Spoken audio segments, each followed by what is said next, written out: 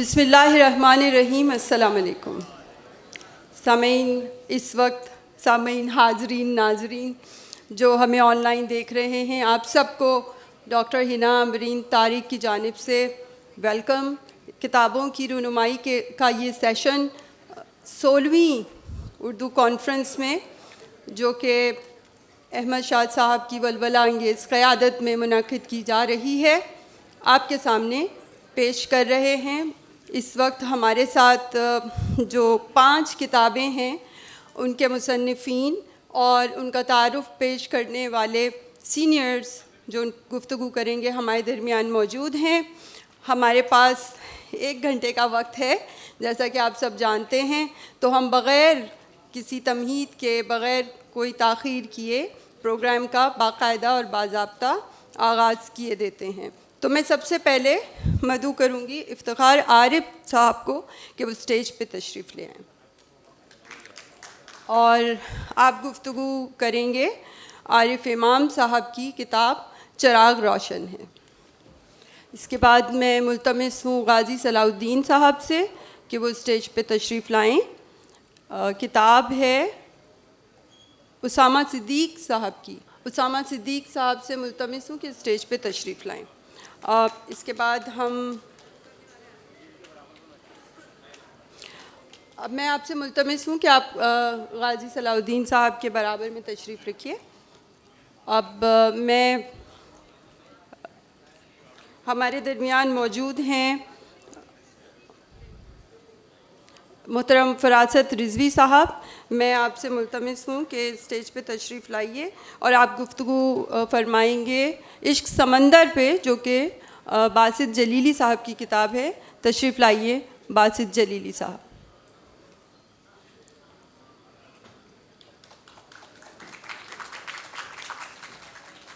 کتاب ہے قیدی اور اس کے مصنف ہیں انعام ندیم صاحب. اور میں آپ سے ملتمس ہوں کہ اسٹیج پہ تشریف لائیے اور اس پہ گفتگو فرمائیں گے عمیر احمد خان صاحب. تشریف لائیے. کتاب ہے ناول وجود اور اس پر گفتگو میں ہی کروں گی اور میں ملتمس ہوں اس کے مصنف ناول نگار محترم حفیظ خان صاحب سے.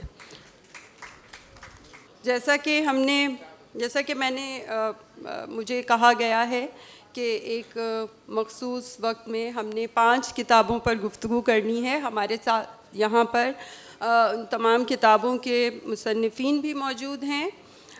میں سب سے پہلے وجود پر، جو کہ ایک ناول ہے حفیظ احمد خان صاحب کا، یہ ناول حفیظ صاحب یہ کتاب اگر آپ دیکھیے، یہ مصنف ہیں حفیظ صاحب اور یہ ان کا ناول ہے وجود. حفیظ صاحب نے ادب کی مختلف اصناف پر کام کیا ہے. گزشتہ کئی دہائیوں سے مستقل ادب کی ٹی وی کے پروڈیوسر رہے، ریڈیو کے پروڈیوسر رہے، پیشے کے لحاظ سے وکیل ہیں. کئی ناول لکھے.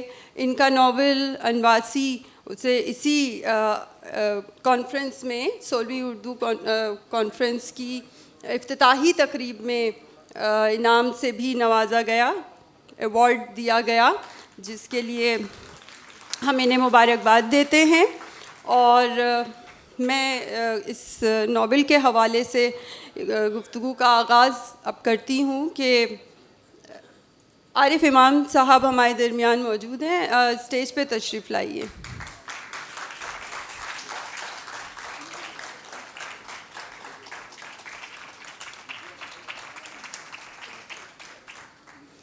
وجود جو ناول ہے وہ دراصل ایک مجھے کہنے دیجیے کہ افغان وار کے پس منظر میں لکھا گیا ایک ناول ہے. افغان وار ہمارے یہاں کا ایک ایسا ٹاپک ہے کہ جس پر کئی ناولز لکھے گئے، اور نہ صرف اس پر ناولز لکھے گئے بلکہ یہ ٹاپک کئی ناولز کے درمیان میں بھی کچھ ناولز کے درمیان میں اس کو حصہ بنایا گیا. اور حفیظ خان صاحب نے بھی اسی پس منظر میں وسیب کے علاقے، جو کہ ساؤتھ پاکستان یا سینٹرل پاکستان کا ایک سرائکی سپیکنگ علاقہ ہے، اس کے حوالے سے اور اس میں جو رونما ہوئے واقعات اس دوران میں تاریخ کو قلم بند کیا، اور اس میں خاص بات یہ ہے کہ بے شک یہ ناول اسی تاریخ کے حوالے سے لکھا گیا، لیکن انہوں نے اپنے تخلیقی وفور سے ایک نئی کہانی اس میں ہمیں دی۔ میں کہنا چاہتی ہوں کہ یہ ناول ایک کرداری ناول ہے، کیونکہ اس میں کئی کردار ایسے ہیں جو مرکزی کردار کی حیثیت رکھتے ہیں۔ کم از کم 5 کردار اس کہانی میں ایسے ہیں جو کہ مرکزی کرداروں کی حیثیت رکھتے ہیں، اور ناول نگار کی خوبی یہ ہے کہ انہوں نے ہر کردار کے ساتھ مکمل انصاف کیا، اور ہر کردار کا آغاز، اس کا وسعت اور اس کا انجام بہت قرینے سے لکھا اور قاری تک پہنچایا۔ یہاں تک کہ اس کہانی میں جو چھوٹے کردار ہیں جو جڑے ہوئے ہیں مین کرداروں سے، انہوں نے ان میں سے بھی ہر چھوٹے بڑے کردار کو اپنے انجام تک پہنچایا، اور تمام تر واقعات جو اس ناول میں آپ کو ملیں گے وہ سب کسی نہ کسی کردار سے جڑے ہوئے ہیں۔ تو یہ اس ناول کی ایک اور اہم بات ہے کہ اس میں جو واقعات ہیں وہ دراصل کرداروں سے پیدا ہوتے ہیں، از خود نہیں سامنے آ رہے۔ تو اسی وار کے پس منظر میں انہوں نے جو اپنی کہانی تخلیق کی، اس کی زبان ایک اگر ہم یہ نہ کہیں کہ بہت ادبی ہے، لیکن اس میں بابا فرید کی جو قافیہ کچھ موجود ہیں اس کی وجہ سے ادبی ٹچ ضرور پیدا ہوتا ہے، اینڈ اس کے ساتھ ساتھ یہ بھی ہے کہ ایک صحافتی انداز کی زبان اس میں آپ کے سامنے آئے گی۔ کہانی میں انسانی جذبات کو، انسانی نفسیات کو بہت زیادہ اہمیت دی گئی ہے، اور پڑھتے ہوئے ایک سنسنی قائم رہتی ہے جو کہ پہلے صفحے سے لے کر آخری صفحے تک بالکل قاری کو اپنی گرفت میں رکھتی ہے، اور یہ ایک میں سمجھتی ہوں کہ ایک ناول کی بہت اہم خوبیوں میں شامل ہے یہ بات۔ انسانی نفسیات پر جو گرفت ہے اور جو تمام تر کردار اس میں انسانی نفسیات اور جذبات کے میں جس طرح سے انہوں نے لکھا ہے، ہمارے سامنے پیش کیا ہے، اس کی بھی میں بہت زیادہ تعریف کرنا چاہوں گی، کیونکہ یہ ان کا ہی ہنر ہے، کیونکہ یہ وسیب سے ان کا تعلق ہے، اور تمام تر کردار جو ہیں اسی علاقے سے انہوں نے لیے ہیں۔ تو یہ بھی ان کا چھٹا ناول ہے، جس سے آپ کو پڑھتے ہوئے یہ ناول نگار کی پختگی کا بھی اندازہ ہو جاتا ہے کہ جو چھٹا ناول آپ کے ہاتھ میں ہے تو وہ کوئی ایسی عام سی چیز نہیں ہے، ایک پختہ کار، ایک تخلیق کار کی آپ کے ہاتھ میں کہانی ہے۔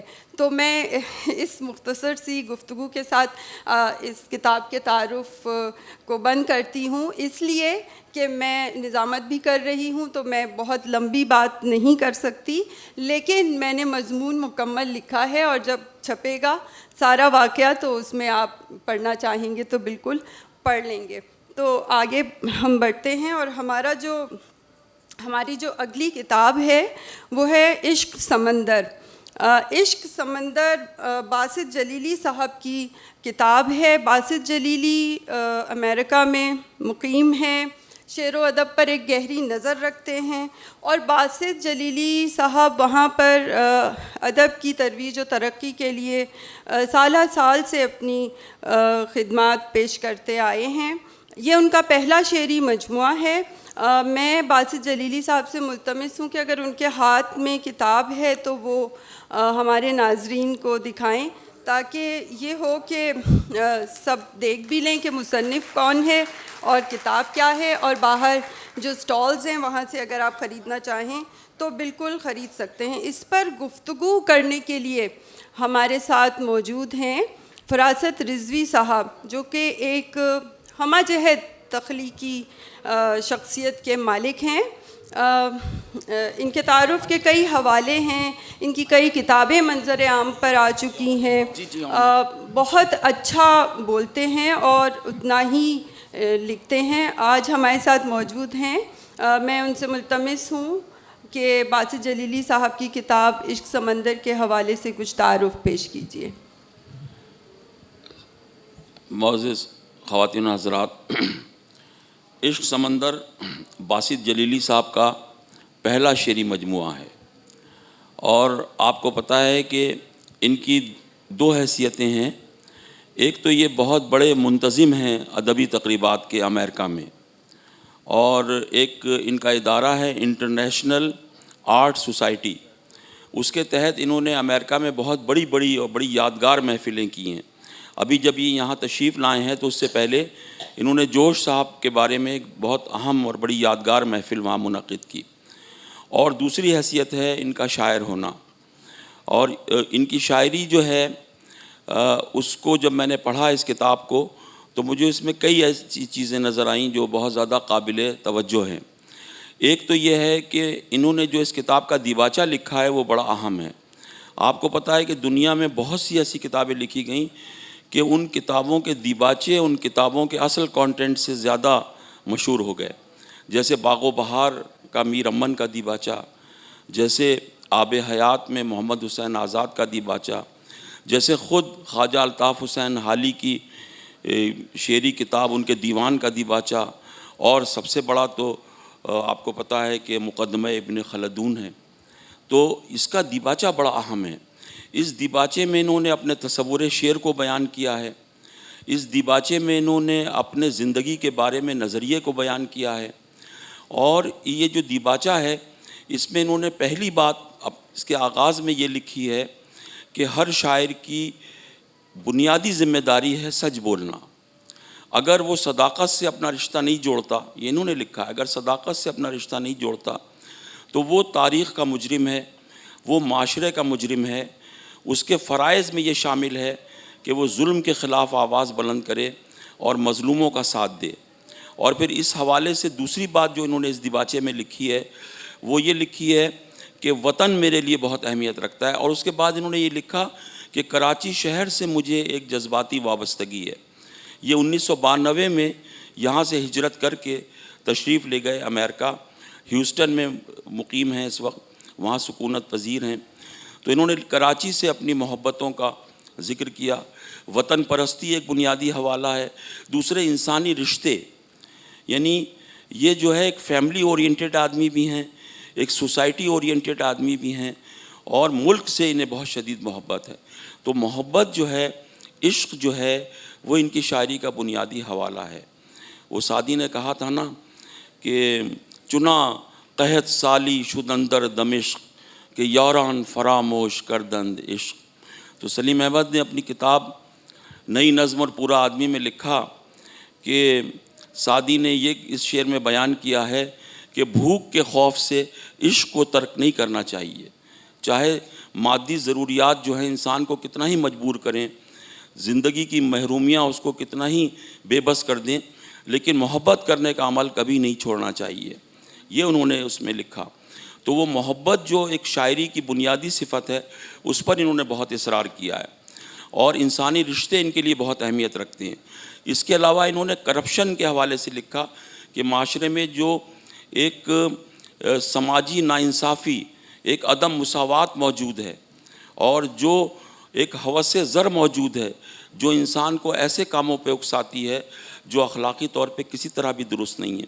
تو یہ ان کے زندگی کا ایک پورا نظریہ ہے، اور اس سے ان کی شاعری کے موضوعات کا بھی پتہ چلتا ہے کہ ان کی شاعری کے موضوعات کیا ہیں۔ تو ان کی شاعری کے موضوعات ہیں انسانی رشتوں کی شکستگی، معاشرے میں عدم مساوات، معاشی عدم مساوات، معاشرے میں ناانصافی، معاشرے کے تضادات، اور وطن سے محبت۔ اور انہوں نے بہت اچھی غزلیں لکھی ہیں، بہت شفاف غزلیں لکھی ہیں۔ پاکستان میں دو طرح کی غزل لکھی جاتی رہی ہے۔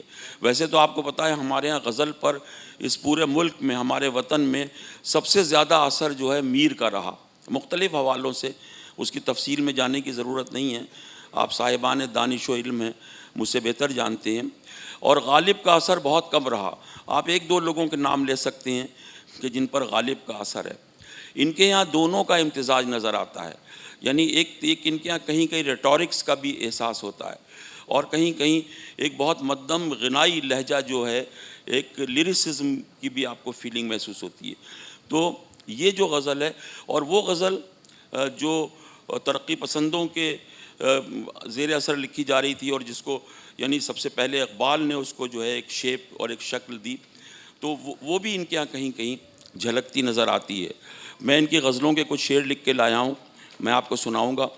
اور اس کے علاوہ انہوں نے اس میں آزاد نظمیں بھی لکھی. اس میں کل 86 چیزیں ہیں، اس میں 29 آزاد نظمیں ہیں، اور انہوں نے اس میں 3 گیت بھی لکھے ہیں. دیکھیے گیت لکھنے والے لوگ اب بہت کم رہ گئے ہیں. افتخار عارف صاحب کے بہت بے تکلف اور بہت قریبی، بہت زیادہ بے تکلف دوست تھے نگار صہبائی. تو نگار صہبائی جو تھے، ان پر کسی نے یہ اعتراض کیا کہ نگار صاحب آپ تو اس تجارتی شہر میں رہتے ہیں، گیت لکھنے کے لیے تو گاؤں میں رہنا ضروری ہے. یعنی یہ ایک فوک فارم ہے، اس کے لیے ضروری ہے کہ آپ دیہی زندگی سے، اس کی اصطلاحات سے، اس کی ثقافت سے، اس کے روز و شب سے واقف ہوں. تو وہ اتنا غصہ ہوئے، اور انہوں نے غصے میں جو جملہ کہا وہ عارف صاحب کو پتہ ہے، اور سب کی موجودگی میں کہا. انہوں نے کہا میرا گاؤں سلیم احمد ہے. انہیں سلیم احمد سے بہت محبت تھی، اور بہت ناراض ہو گئے، اور اتنا خفا ہوئے کہ ان کو سنبھالنا مشکل ہو گیا کہ نہیں یہ کیا اعتراض ہے.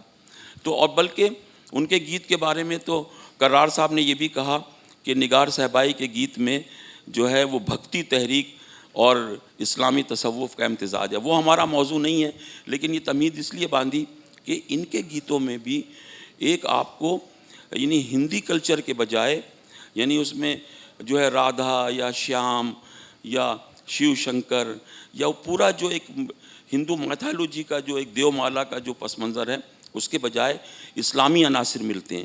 لیکن ان کی لینگویج گیت کی لینگویج ہے، کیونکہ گیت جو ہے، گیت اپنے مفاہیم سے زیادہ اپنی زبان پر کھڑا ہوتا ہے. تو وہ گیت کی زبان یہ لکھنا جانتے ہیں، اور انہوں نے بہت اچھے گیت لکھے ہیں. میری آرزو ہے کہ یہ اور بھی گیت لکھیں. اور جو ان کی آزاد نظمیں ہیں وہ بہت کم، پابند نظمیں بھی لکھی، شارٹ نظمیں جو ہیں بہت اچھی ہیں ان کی، مختصر نظمیں. اور آزاد نظمیں ان کی جو ہیں بہت زیادہ، یعنی اس میں کوئی ابہام نہیں ہے، بہت زیادہ اس میں کوئی علامتی ٹریٹمنٹ، کوئی اشاراتی تخلیقی رویہ نہیں ہے. وہ نظمیں بیانیہ ہیں. اور افضال احمد سید صاحب بیٹھے ہیں، یہ تو آپ کو پتہ ہے کہ ان کی نظموں میں تو ایک اسٹوری ایک ایلیمنٹ بھی ہوتا ہے. تو اسٹوری ایلیمنٹ پر بھی نثری نظمیں بھی لکھی گئیں اور آزاد نظمیں بھی لکھی گئیں. ان کی نظموں میں اسٹوری ایلیمنٹ نہیں ہے، کہانی کا عنصر نہیں ہے، یہ بیانیہ نظمیں ہیں. اور بیانیہ نظم جو ہے اس کو صرف اپنے اسلوب کی طاقت پہ قائم رکھا جاتا ہے جو ان کو آتا ہے. اور انہوں نے نیریٹو انداز میں بہت شاندار نظمیں لکھی ہیں. آپ جب اس کتاب کو پڑھیں گے تو آپ کو بہت خوشی ہوگی. بہت شکریہ فراست رضوی صاحب. اب اگلی کتاب ہے قیدی. قیدی دراصل ترجمہ ہے ایک عمر شاہد حامد کی ناول دی پرزنر کا، اور مترجم ہیں انعام ندیم صاحب. انعام ندیم صاحب کا تعلق درس و تدریس سے ہے. حبیب یونیورسٹی میں پڑھاتے ہیں، اور وہاں کئی ادبی مختلف نوعیت کے ادبی پروگرامز بھی منعقد کرتے رہتے ہیں. بہت اچھے شاعر ہیں، کئی ترجمے کیے انہوں نے. اور اس کتاب پر گفتگو کریں گے عمیر احمد خان صاحب. عمیر صاحب خود بھی کئی زبانوں پر عبور رکھتے ہیں، خاص طور پر ہم عصر ایرانی شعراء و شاعرات کی کئی نظموں کا انہوں نے ترجمہ کیا ہے اردو میں. خود بھی نظمیں کہتے ہیں، اور ایرانی نظموں پر ان کی ایک طویل ریسرچ بھی ہے. تو میں گزارش کرتی ہوں عمیر احمد خان سے کہ قیدی کا تعارف پیش کیجیے.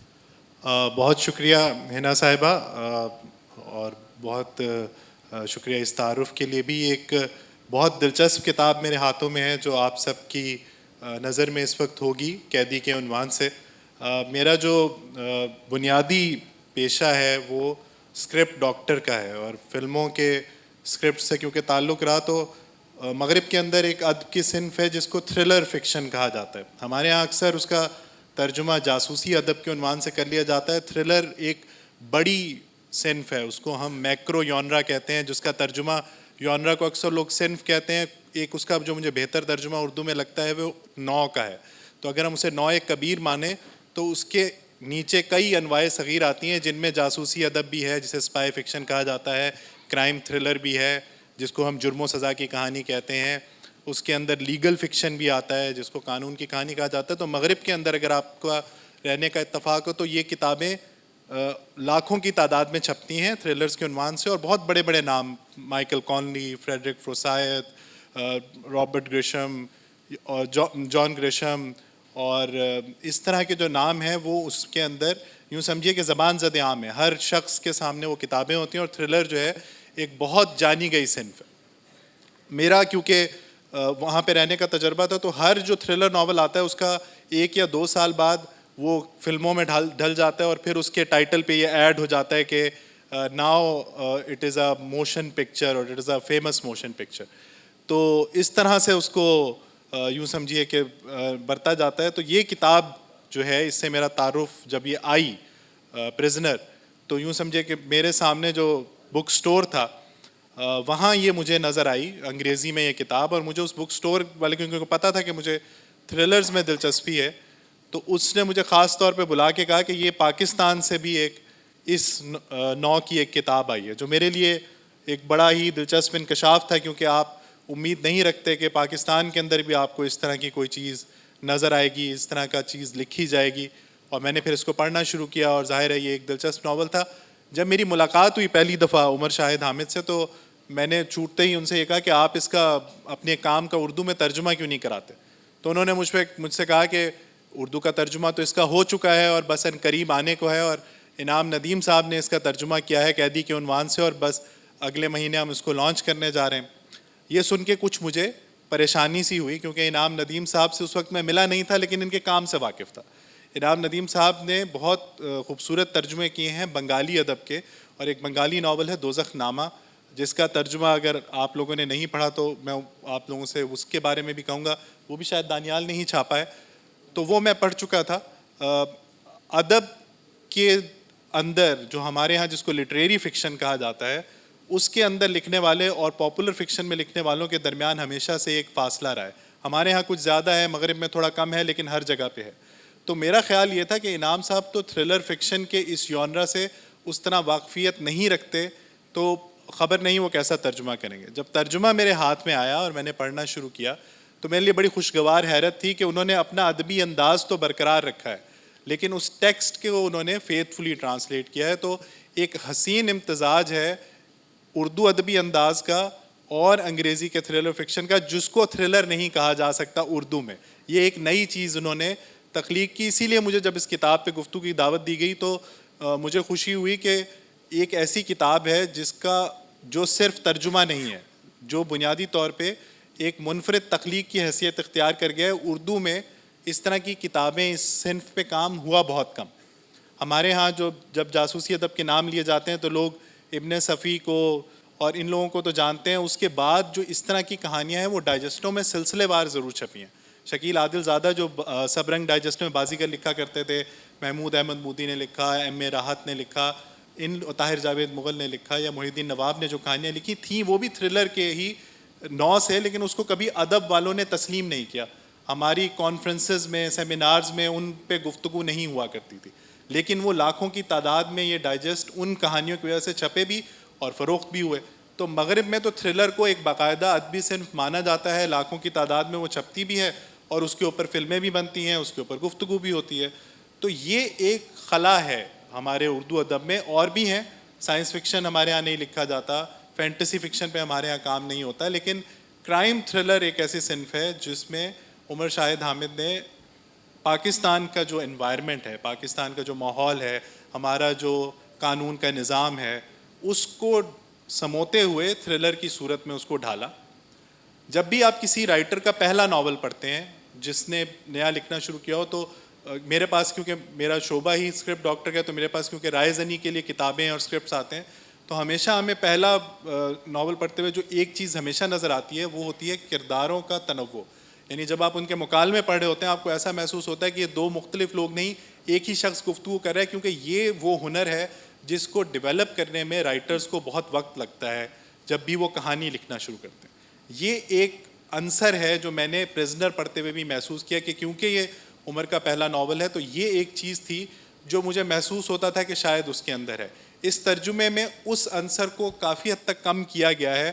انعام صاحب نے شاید شعوری طور پہ یہ کوشش کی کہ مختلف کردار مختلف ڈکشن میں بات کریں, اور کیونکہ شاید ان کا ترجمے کا تجربہ بھی ہے, ایکسپوجر بھی ہے, لیکن یہ ایک چیز ہے جو کہیں کہیں تھوڑی سی مجھے کھلی بھی, اور میں نے کہا کہ اس کا بھی ایک ذکر کر دوں. تھرلر ناولز کا ایک اصول رہا ہے مغرب کے اندر کہ ان کے شروع میں ہمیشہ ایک گلوسری ضرور دی جاتی ہے تاکہ لوگوں کو معلوم ہے کہ اس میں جو اصطلاحات استعمال ہوں گی وہ کیا ہیں, اگر اس میں کوئی تکنیکی اصطلاحات استعمال ہونی اور کس جگہ کی بات ہو رہی ہے. کیونکہ مغرب کے جو تھرلر ناول ہیں وہ بڑی تعداد میں چھپتے ہیں, یورپ میں بھی جاتے ہیں, ہمارے ہاں بھی پڑھے جاتے ہیں, ہمارے بھی ینگ لوگ پڑھتے ہیں. تو اس کا, اور یہ کیونکہ پہلا ایڈیشن ہے اور مجھے امید کامل ہے کہ جتنا اچھا اس ناول کے اندر موضوعاتی اعتبار سے ہے تو یہ دوسرا ایڈیشن بھی چھپے گا. تو میں اس چیز کو بھی میں نے کہا میں ضرور یہاں پہ مینشن کروں کہ وہ بھی مجھے ایک کمی محسوس ہوئی کہ اس کے اندر بھی اس طرح کی ایک فہرست اگر شروع میں آ جائے, کیونکہ اس میں بہت سی ایسی اصطلاحات ہیں جو قانون کے شعبے سے تعلق رکھنے والے لوگوں کے لیے تو نئی نہیں ہیں لیکن عام کاری ان سے شاید آشنا نہ ہو. اس کتاب کے اندر جو کہانی کی پروگریشن ہے وہ بہت خوبصورت ہے, اور یہ کہانی جو ہے تھرلر فکشن سے تعلق رکھنے والے تمام جو ٹروپز کہلاتے ہیں, یعنی کہ ایک الوف ہیرو جسے ہم کہتے ہیں, ایک ایسا مرکزی کردار پروٹیگنسٹ جس کی ہمیں کردار کا ارتقا نظر آتا ہے, وہ انہوں نے بڑی اچھی طرح نبھایا ہے. پھر اس کے اندر مغرب کے جب ہم فکشن کو انالائز کرتے ہیں تو ہم ایک اصطلاح استعمال کرتے ہیں فالس پروٹیگنسٹ, یعنی کہ آپ کا جو اصل مرکزی کردار ہے وہ کوئی اور ہوتا ہے اور پوائنٹ آف ویو کیریکٹر جس کے ذریعے آپ کہانی سنا رہے ہوتے ہیں وہ دوسرا ہوتا ہے. تو وہ بھی مجھے اس ناول میں نظر آئی کہ اس کا جو مرکزی کردار ہے اکبر خان, وہ بنیادی طور پہ مرکزی پوائنٹ آف ویو کیریکٹر نہیں ہے, زاویہ نگاہ کا کردار نہیں ہے, اس کا وہ اس کانسٹنٹائن کو دیا گیا. جب آپ اس کردار کو دیکھتے ہیں تو وہ ایک اسلامی اکثریتی مذہب کی ریاست میں ایک عیسائی کردار ہے, تو وہ ایک آؤٹ سائڈرز ویو لاتا ہے جو کہ تھرلر فکشن میں ایک اسٹیبلش ٹیکنیک ہے کہ آپ ایک ایسا پوائنٹ آف ویو کیریکٹر لاتے ہیں جو ایشوز کے اوپر نیوٹرل پوائنٹ آف ویو رکھتا ہو اور اس سے آپ لوگ ان چیزوں کو ایکسپلین کرنے کی کوشش کرتے ہیں. تو اس کتاب کے اندر جو ٹیکنیکس عمر نے انگریزی میں استعمال کی تھی, انعام صاحب نے ان کو اردو میں اتنی ہی عمدگی سے نبھانے کی کوشش کی ہے, جو مجھے ایک اور چیز تھی جو مجھے بہت اہم لگی اور جس کے اوپر بات ہونی چاہیے. اس کتاب کے اندر یہ پوٹینشل ہے کہ یہ جو ہمارے ہاں بڑی تعداد میں بکنے والے ناول ہیں آج کل, ایک بار پھر جس پہ میرا ہمیشہ شکوہ رہتا ہے کہ ان پہ کانفرنس میں گفتگو نہیں ہوتی, جو ناول پچھلے 5 سال یا 4 سال میں ہزاروں اور لاکھوں کی تعداد میں بکے ہیں ان پہ کم بات ہوتی ہے. جو پاپولر فکشن میں لکھے جا رہے ہیں ان کو یوں سمجھیے کہ ان سے مقابلہ کرنے کی صلاحیت رکھتی ہے. اس کتاب کے اندر وہ پوٹینشل ہے کہ یہ ایک دن بیسٹ سیلر بن سکتی ہے, اور اس کے بعد عمر نے جو کام کیا, کیونکہ یہ پہلا ناول تھا, وہ اس سے زیادہ بہتر ہے. اور میں امید رکھتا ہوں کہ جو پبلشر ہیں وہ بھی یہاں موجود ہیں, جو مترجم ہیں وہ بھی یہاں ہیں, ان کی ہمت نے ساتھ دیا, پبلشر صاحبہ کی ہمت نے بھی ساتھ دیا, تو ہم مزید بھی اس سلسلے کے ناول دیکھیں گے. کیونکہ میں نے جیسے پہلے کہا اردو میں اس صنف پہ کام ہوا ہی نہیں ہے, پاکستان کے ماحول میں اس صنف پہ لکھنا ایک اہم کاوش ہے. اور آخری 2 باتیں جو میں کہنا چاہوں گا, ایک یہ کہ اس سیشن میں جو ہم لوگ بیٹھے ہیں ہم 3 ناولز پہ بات کریں. ایک یہ ہے, ایک پہ آپ نے حنا صاحبہ کی گفتگو سن لی, ایک اسامہ صاحب کا ناول ہے. یہ تینوں نئی طور کے ناول ہیں, یہ تینوں اہم ناول ہیں, اور یہ تینوں اس طرز تحریر, یعنی حفیظ صاحب نے بھی جو لکھا ہے وہ اردو کا روایتی ناول سے ہٹ کر ان کا اسلوب ہے. اسامہ صاحب نے بھی بہت خوبصورت لکھا ہے, اور یہ جو کاوش ہے ترجمے کی یہ بھی ایک نئی طرح کی کاوش ہے. تو اردو ناول کے وہ میدان جو نہیں ایکسپلور کیے گئے, جن پہ بات نہیں ہوتی, ان کے اوپر اگر بات ہو رہی ہے, ان کے اندر کاوشیں ہو رہی ہیں, تو ہمارے مستقبل کے لیے ایک حوصلہ افزا بات ہے کہ کم از کم ہم ان انواع کے اوپر اب کام کر رہے ہیں جن کے اوپر پہلے کام نہیں ہوا تھا. تو یہ ایک بہت خوشی کی بات ہے. اور آخر میں یہ کہ میں ابھی غازی صاحب سے بھی یہ تذکرہ کر رہا تھا کہ جب میں اپنا ماسٹرز کا تھیسس لکھ رہا تھا تو وہ میں نے پی ٹی وی کا ایک پروگرام تھا کسوٹی, اس کے اوپر لکھا تھا ایک باہر کی یونیورسٹی میں, اور افتخار صاحب بھی یہاں موجود ہیں اور غازی صاحب بھی موجود ہیں. تو شاید میں نے زندگی میں کچھ کر لیا ہے کہ جن لوگوں پہ تحقیق کی تھی ان کے ساتھ بیٹھ کے آج مجھے گفتگو کا موقع مل رہا ہے. بہت شکریہ عمیر احمد خان صاحب. ہم نے عمیر احمد خان صاحب کو حلقہ ارباب ذوق اور cafe readers and writers cafe میں فلم کے اوپر گفتگو کرتے ہوئے کئی بار سنا اور دیکھا بھی ہے. اگلی کتاب ہے غروب شہر کا وقت. پہلے میں غازی بات نہیں ٹاس چلیے مجھے کتاب دے دیجیے. ہاں اب یہ کتاب ہے چراغ روشن ہے. یہ کتاب عارف امام صاحب کی ہے. عارف امام صاحب کا یہ دوسرا مجموعہ کلام ہے. پہلا کشکول شہرت اور مقبولیت کی بے پناہ بلندیوں کو چھو گیا، اور آپ روایتی غزل کہتے ہیں،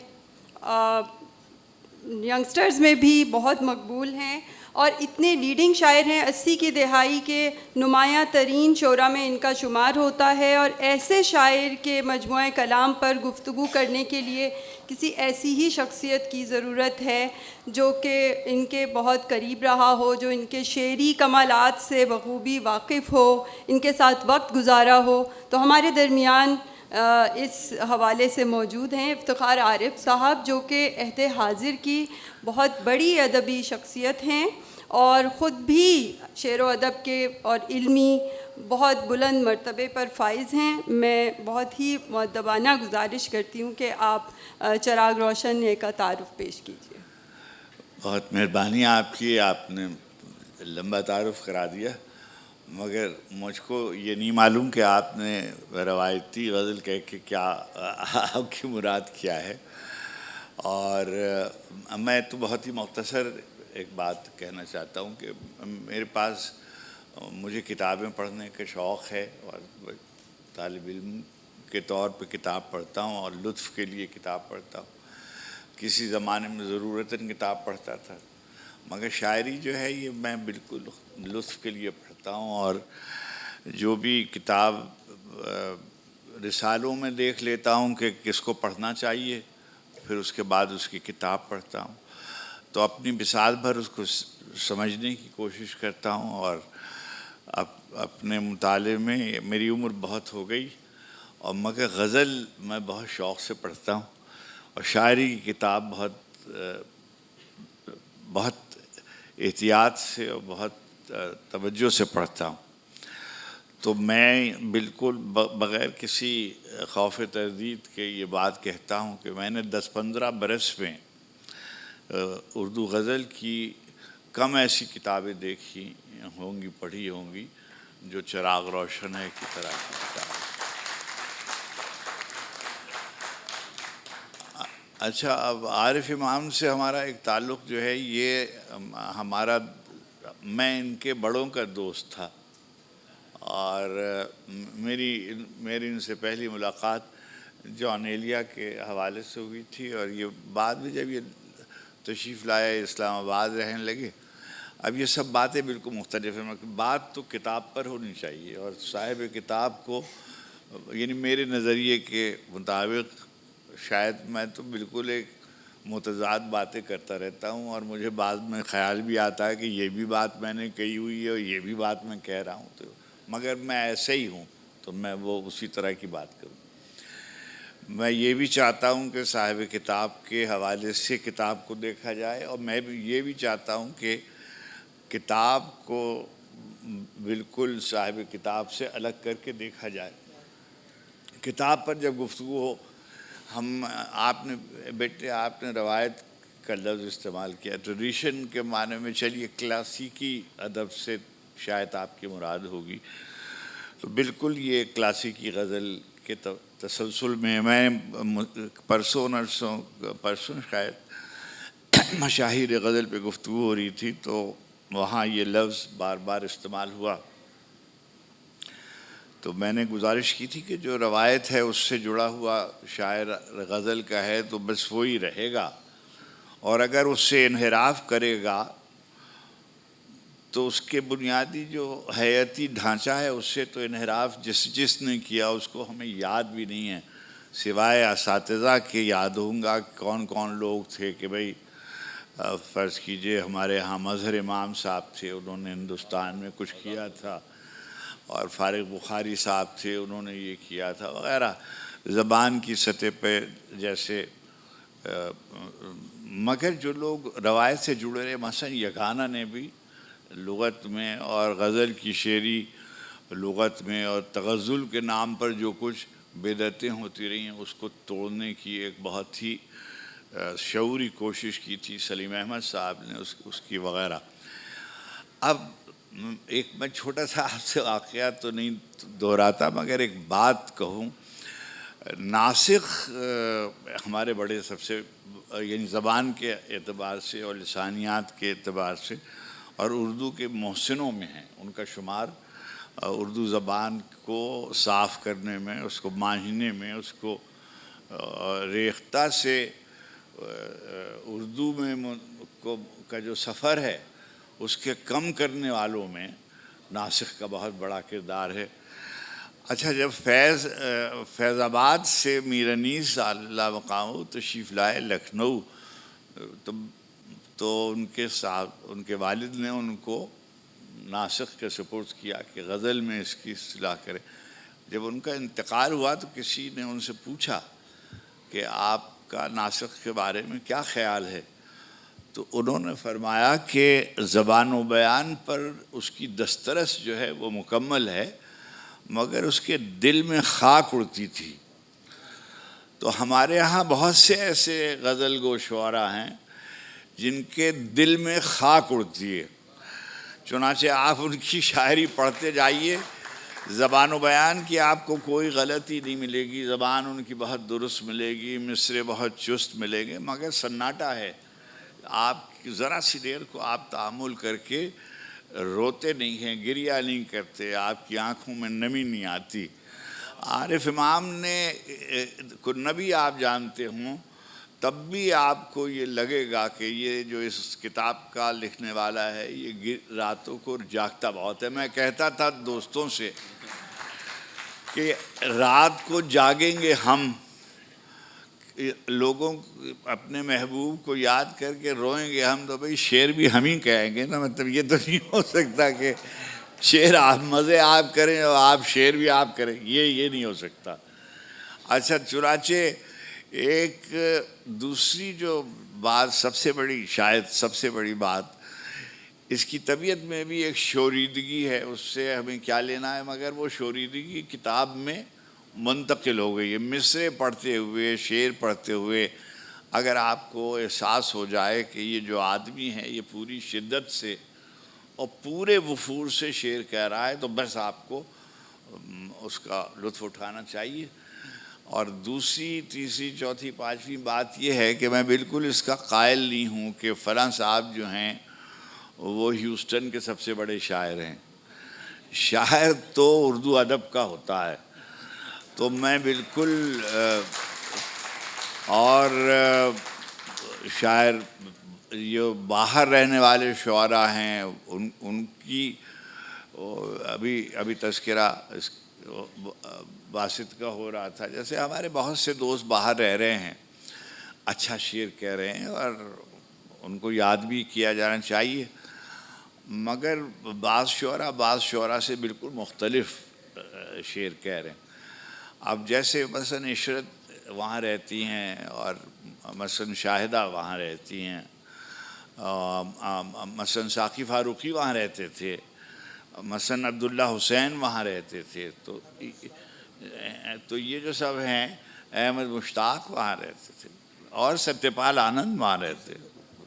تو یہ سب لوگ جو ہیں یہ باہر رہتے ہیں، مگر اس سے ایک ان کی شاعری میں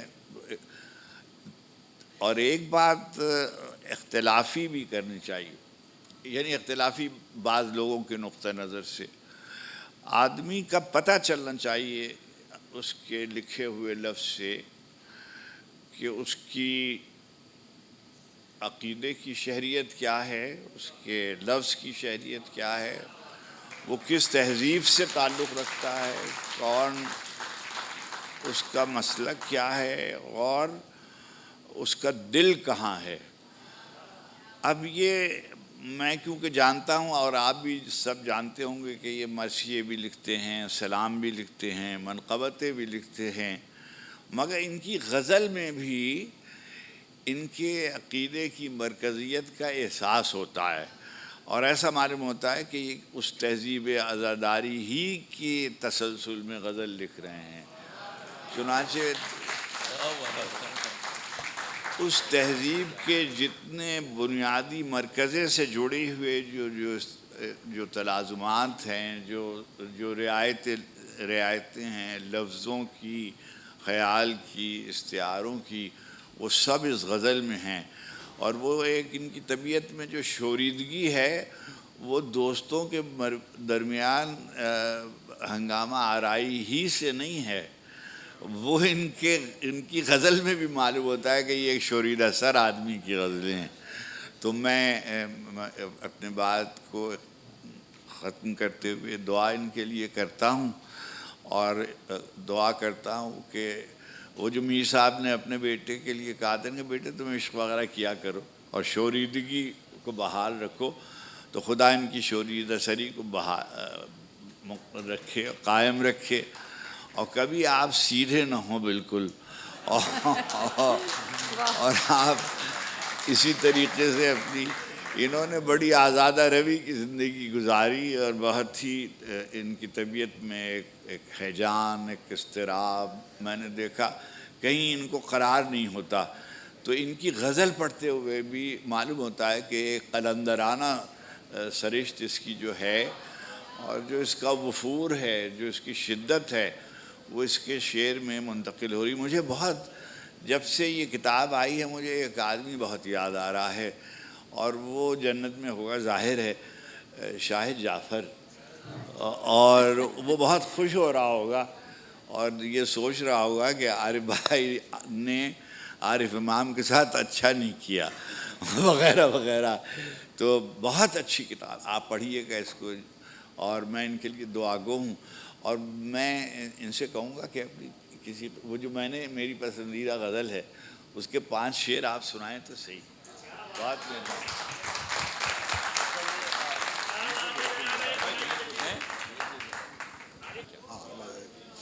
کوئی صوفی نہ سخنور ہوں نہ گیانی صاحب، میں ہوں دریوزہ گرے باب معانی صاحب.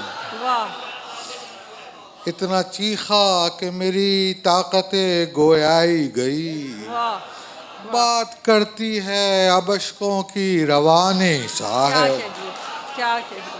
اتنا چیخا کہ میری قوت گویائی گئی، بات کرتی ہے اب اشکوں کی روانی صاحب.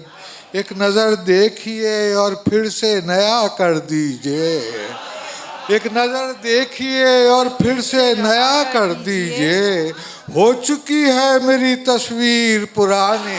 کیا کہیں، کیا کہیں. ایک نظر دیکھیے اور پھر سے نیا کر دیجئے، ہو چکی ہے میری تصویر پرانی صاحب.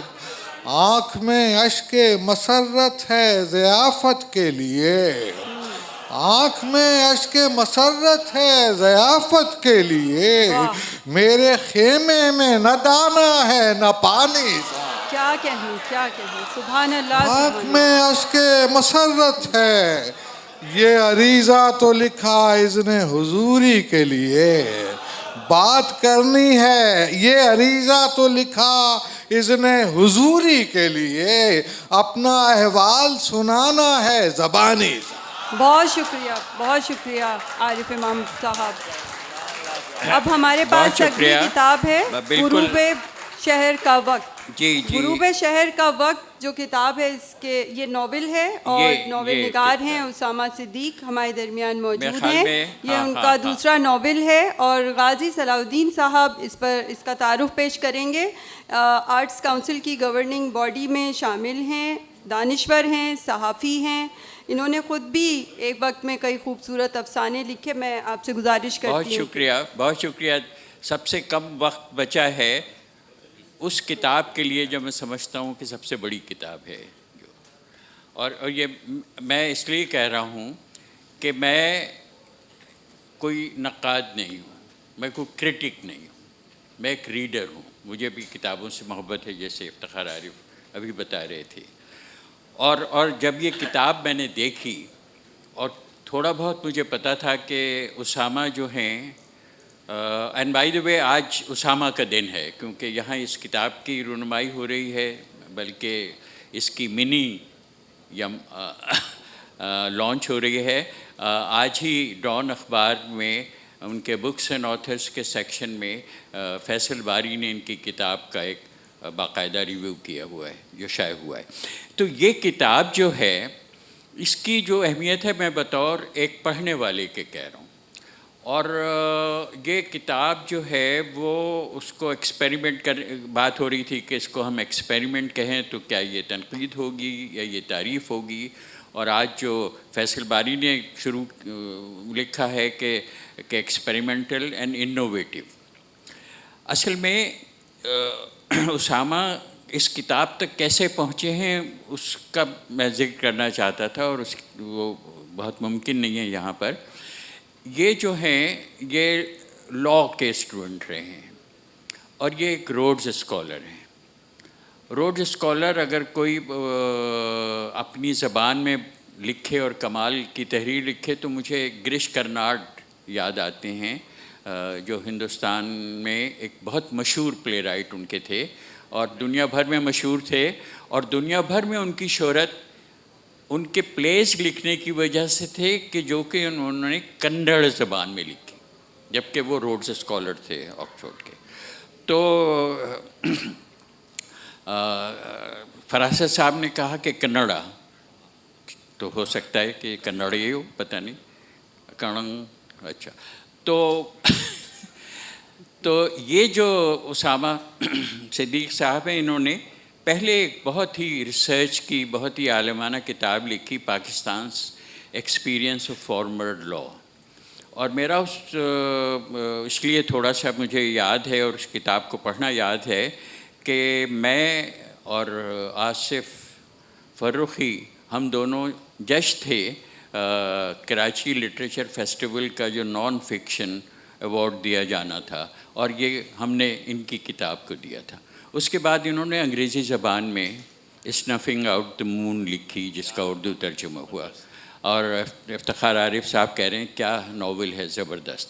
اب انگریزی میں اتنا اچھا ناول لکھنے کے بعد جب انہوں نے اردو میں یہ ناول لکھا تو یہ اس لیے حیران کن ہے کہ ان کی اردو تحریر اور جو فضا یہ قائم کر سکتے ہیں، اور جس طرح انہوں نے داستانوں کے حوالے دیے ہیں، اور جو اس کتاب میں اپنی زندگی کے سفر کو لاہور سے جس طرح انہوں نے جوڑا ہے، اور یہ یعنی مطلب یہ ہے کہ یہ واقعی ایک بہت ہی اہم کتاب ہے، اور یہ بہت یعنی ان اکیلے شاید یہ ہیں کہ جو جس معیار کی انگریزی انہوں نے لکھی فکشن، اس سے بہتر معیار کی انہوں نے اردو میں فکشن کی کتاب لکھی۔ جیسے کہ عمیر صاحب کہہ رہے تھے، وہ ابھی تھرلر فکشن کی بات ہو رہی تھی، جس میں پیج ٹرنر بھی اس کو کہیں آپ کہ جس میں آپ بے چین ہو جاتے ہیں کہ اب کیا ہوگا، اب کیا ہوگا۔ یہ لٹریری فکشن ہے، اس میں پیج کو ٹرن کرنے سے پہلے آپ کا جی چاہتا ہے کہ لنگر کریں اسی پیج پہ، جو پڑھ رہے ہیں اس کو ایبسارب کریں، اس کے ساتھ ٹھہرے رہیں تھوڑی دیر۔ اور میں وقت ہوتا تو میں اور بتاتا، لیکن ایک تو یہ ہے کہ لاہور شہر کے بارے میں ایک نوحہ ہے ان کا یہ، اور اپنی زندگی کے ساتھ ہے، یہ آٹو بایوگرافیکل ہے، پتہ نہیں یہ اس کو پوری طرح تسلیم کرتے ہیں یا نہیں کرتے ہیں، لیکن اس کا انداز یہی ہے کہ یہ آٹو بایوگرافیکل ہے، اور عظیم ادیب جو ہوتے ہیں ان کا پہلا ناول ہمیشہ آٹو بایوگرافیکل ہوتا ہے۔ اور اس میں انہوں نے اگر صرف جو میں کہہ رہا ہوں وہ ایک شہر کو زندہ کیا ہے کہ جو مر رہا ہے،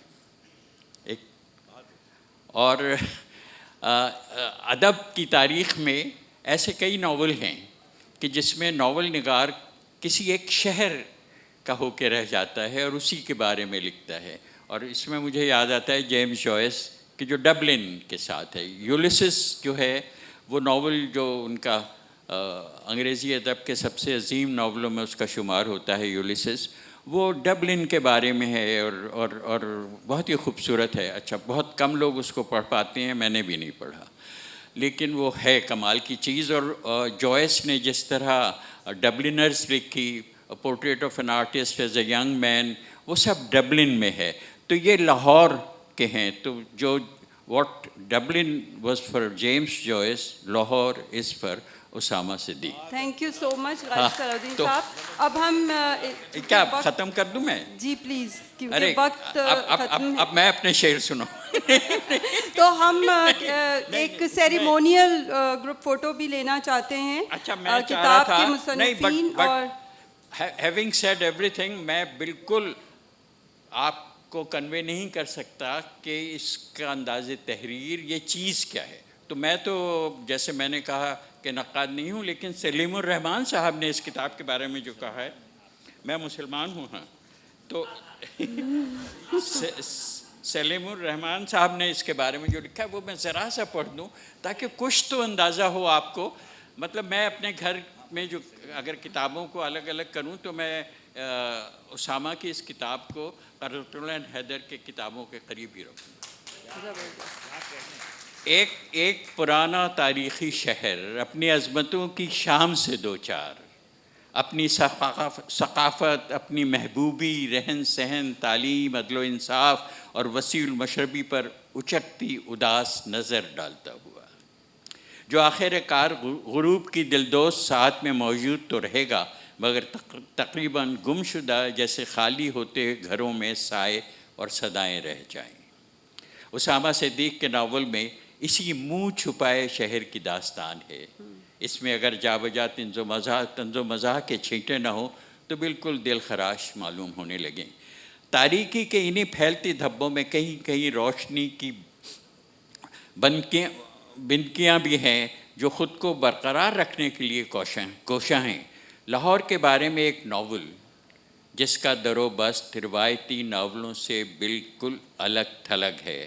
آوازوں کے ان تانوں بانوں میں ایک ہوائی مخلوق کی آواز بھی شامل ہے. یہاں عدل و انصاف کا نام نہیں، قبضہ غروبوں کے حریص مسخروں کے کرتبوں سے مسخر ہونے والوں کا ہجوم ہے. ایک شہر جو رونق خیال و احوال تھا ٹوٹ پھوٹ کر حقیقی ملبوں میں تبدیل ہوتا نظر آتا ہے. اسامہ صدیق نے اپنے زور قلم سے اس کی افسردگی اور زوال کو گویا مصور کر دیا ہے. ناول نگار دنیا کو بدل تو نہیں سکتے لیکن ہمارے سود و ضیاع کا حساب ضرور رکھتے ہیں.